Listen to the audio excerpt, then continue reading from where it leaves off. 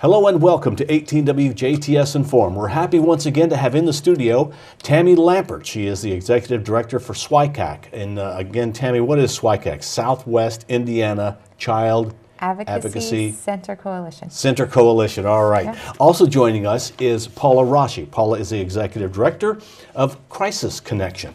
And today we're going to find out how SWICACC and Crisis Connection work together for the betterment of our community and for those who are victims of crime or abuse. So, Tammy, I guess first of all, what does Crisis Connection do for you? So Crisis Connection is a huge resource for our organization and for our team and for the families and the children that we serve. To where we've talked before about when a child is alleged to be a victim of abuse and we set up the forensic interview and they come to the Child Advocacy Center.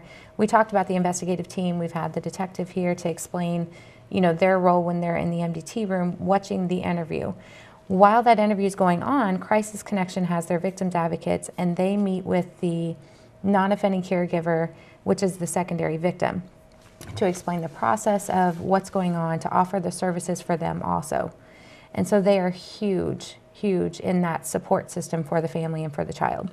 So are they in the building at the same time? Because I guess the child is with you or one of your forensic interviewers. The child would be like with me or with our interviewer in the interview room, and then the investigative team would be in the MDT room, and then Crisis Connection would be with the non-offending caregiver in the lobby, like in the waiting area. Okay, and the reason that's important is because obviously the offender is not going to be with the child. No. They're going to be in jail or someplace else, whereas there's always that second person, the caregiver, the mom or the dad who has nothing to do with it, or the brother or sister. Yeah, and grandparents probably all. Grandparents. Yeah? Okay.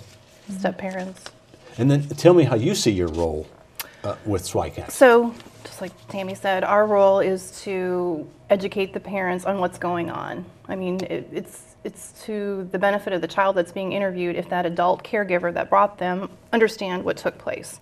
So we're talking about logistics, explaining the benefit of that process, talking to them about the benefit of having to have one conversation with 4 people versus 4 individual conversations. And so that's a big part of what we cover. We're there also talking about the services that are available to that caregiver, that secondary victim, following the interview process. It's important that parents or caregivers understand how they can help that child heal from the trauma that they've experienced. So, just explaining the process, educating them about how to contact us, how to access our services. Also, it depends on the situation.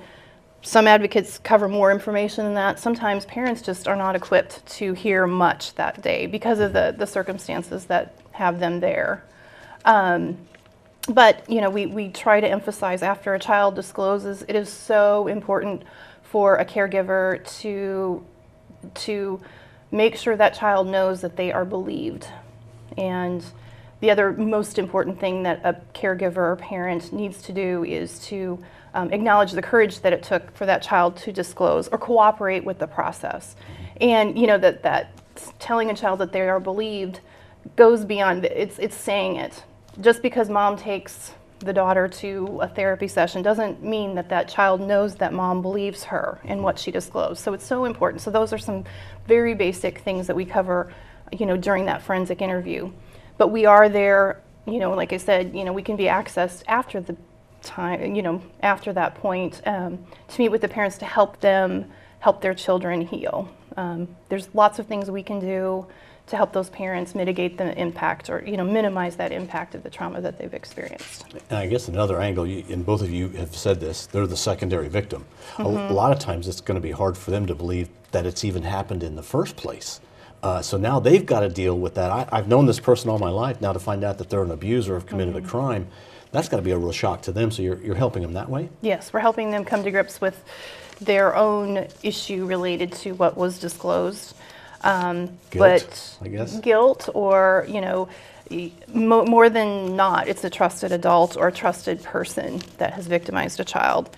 And so, your point is well taken, coming to grips with that.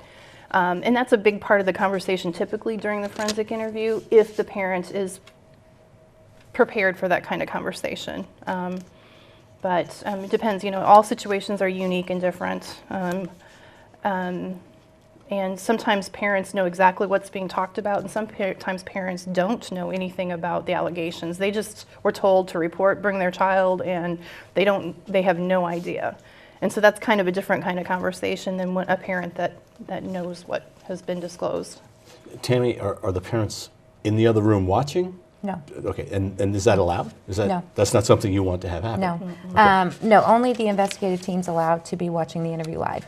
Okay. For several reasons. One, it's part of the investigation. It's considered evidence in that case. Okay. Two, not all pieces of the disclosure are given out to anyone else besides the investigative team. And then when you think about, again, looking at the secondary victims, for them to have to hear that firsthand, the forensic interview is very detailed to where I ask sensory questions, I ask what something felt like, what something looked like. It's very, very in-depth. And as a parent myself, I can't imagine ever hearing that come out of my child's mouth. So, it is part of the investigation, it's evidence. Only the investigative team's allowed in the room, but also to prevent that trauma to the non-offending caregivers also. And you have a really nice facility to do these We do. conversations and meetings with people. Yeah. Now, Paula, if somebody, because sometimes Crisis Connection, I guess, is at the front line, because you may get a call from somebody that says, hey, I think this child is being abused, or I'm a child being abused, or my child may be being abused by somebody.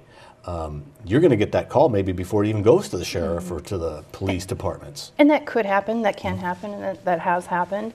Typically, when somebody discloses to us, we really try to facilitate that person disclosing to DCS. Rather than being a third party reporting something, we really try to work with that parent or whoever it is that disclosed to us that, hey, this is what we need to do. We're mandatory reporters in the state of Indiana, and if you want us to be present while you make that call, that's usually typically the approach we take. How can somebody reach Crisis? If they're in a situation, or they think they know of somebody that might be in a situation, maybe it's a neighbor, somebody you know, what's the number they should call? How do they contact Crisis Connection? We are available and can be accessed 24 hours a day. We have a crisis line, and that crisis number is 1-800-245-4580. Okay. Can you go online and get that information as well? Yeah, we have a website. Okay. It's www.crisisconnectioninc.org. That Okay. Inc is in there. But typically the easiest way to access our advocates or our services is by calling the 1-800 number. Who brings in Crisis Connection? Is that SWICACC? Is it the police department? SWICACC has the partnership with Crisis Connection. The police departments have the same partnership. DCS has the partnership. All of our agencies we work with have the partnership. But SWICACC will notify Crisis Connection, or one of the team members will, of when we're going to have an interview for them to be there. Okay, so it sounds like you've got all your ducks in a row. Everything happens in the right order, and the right people are talked to. But I bet that's got to be really heartbreaking work that you do. I mean, I can't imagine hearing a child talk about a situation they've been in. That would most people probably couldn't handle that. I don't know how you ladies do what you do. It's funny because just before we came in here, I told Paula, I was like, I have heard and repeated some of the most horrible things that I've heard in the last 2 days. And it's funny that I say that with a smile on my face, because I feel that I still did my job. They were able to talk.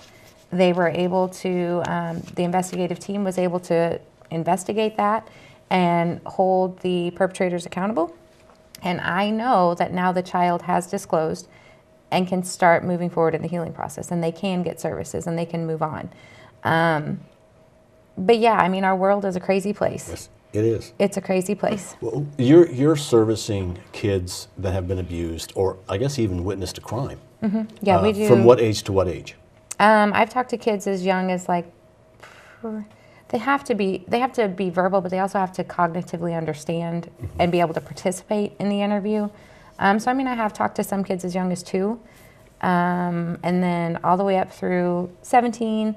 And even some adults that are special needs, Okay. If they function at the level of a child and they're going to do better in that setting, we've done that before. And this is just another thing that Crisis Connection does. Mm-hmm. And for the most part, I think of, when people think of Crisis Connection, they think of a spouse or a woman who has been abused by a man. That is what is the assumption is, the stereotype. But that's not always the case. Do you get kids that call? Do you get men that call? Yes, we do provide services for all ages and all genders.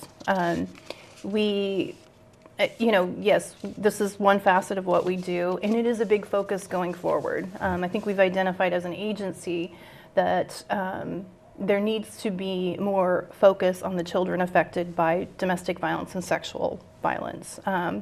We still provide unconditional support to the adult parties in these crimes, but we are really strategically educating and expanding our resources and energy focusing on the kids. And a lot of that's through the parents, being more active in addressing issues with parents when we know there are children involved. I mean, I think this issue isn't going away. Domestic violence, it's not going away. And I think we have to do something a little different, and that's focusing more on the impact that these traumas are having on children, and